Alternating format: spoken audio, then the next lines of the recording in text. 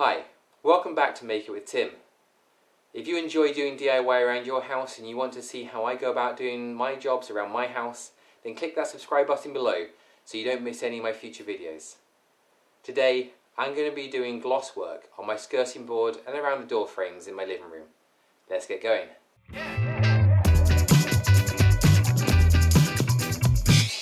It's now time to paint my skirting boards. In a previous video I showed you how I attached them to the wall, and if you click up top you'll see a link right there. Today I'm going to be showing you the preparation that I go through for painting, and you can see how I go about painting my skirting boards. So let's get started. Here you can see that I'm preparing to paint a skirting board that I've newly attached to the wall. As a result, I'm having to sand down the polyfiller or wood filler that I put on to cover up the screw holes that are holding the skirting board to the wall.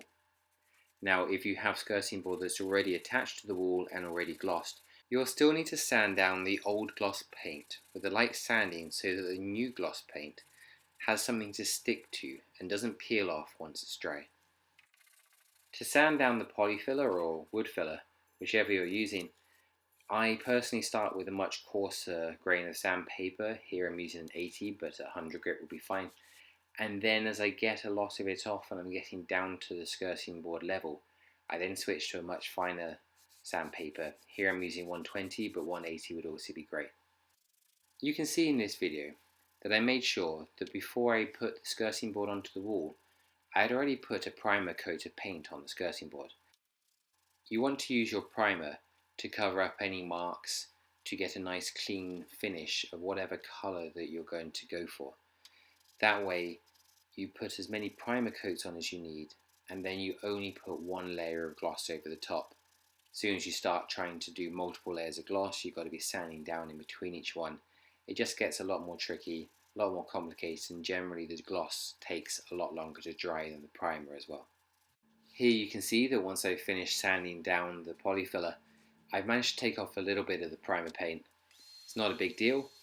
I just hoover up all the dust that I've made, and then I go ahead and just touch up the primer coat. However, before I start painting, I need to put down some masking tape as a barrier and get out my dust sheet so that I don't get paint all over the new flooring that I've just laid. And here I'm making sure that I stick it to the floor as close as I can get to the skirting board. This way, if I do a missed brush stroke or a bit of paint drops off my paintbrush, it gets caught on the masking tape or the dust sheet instead, and I don't end up ruining my nice new floor.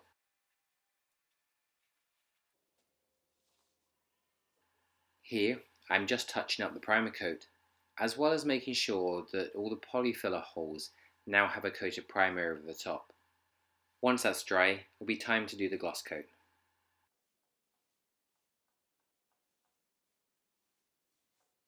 Here you can see my primer coat is now complete, and I've got this beautiful white finish all the way around. So when I put my gloss on top, it's not trying to cover up or cover over any marks.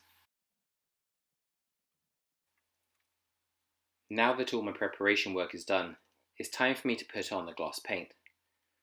When it comes to choosing the gloss paint you want, there is a whole range of different choices, from quick dry, which is what I'm using here, to high gloss, to no drip, to low VOC. There is a huge range out there. So just have a quick think about what you want, where you're painting, and what type of finish you want on it. So as you apply your gloss paint, you're looking to do it in one coat. You don't want to apply a second coat of gloss. So if you're using a quick dry, you just need to be aware that it's going to dry quickly, and therefore you don't have as much rework time to make sure that all your brush strokes look perfect and you've got every patch.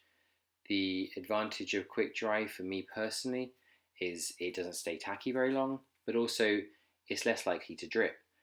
If you use the high gloss stuff, it can give you a beautiful finish, but you just have to be more careful with the drips and so on and so forth.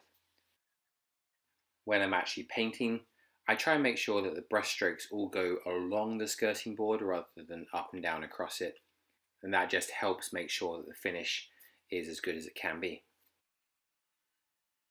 Painting these skirting boards It's one of the last things that I'm going to be doing in this room to finish the decoration. I've also painted bare plaster in this room, and I'm going to leave a link up above if you want to see how I did that, as well as putting this skirting board on the wall. Once all the gloss work is dry, it's then time to take up the masking tape. Now, I always like to have a Stanley knife or a sharp blade with me. This allows me to break any paint bond where the paint has got onto the masking tape. That way, when I pull up the masking tape, I don't peel any gloss work off as well.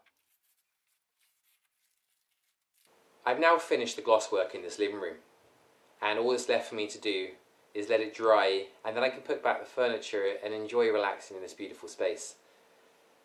I hope you found this video really helpful and you've learned stuff along the way. If you want to share with me your stories of gloss work, then please leave them in the comment section below. I'd be interested to hear how you get on.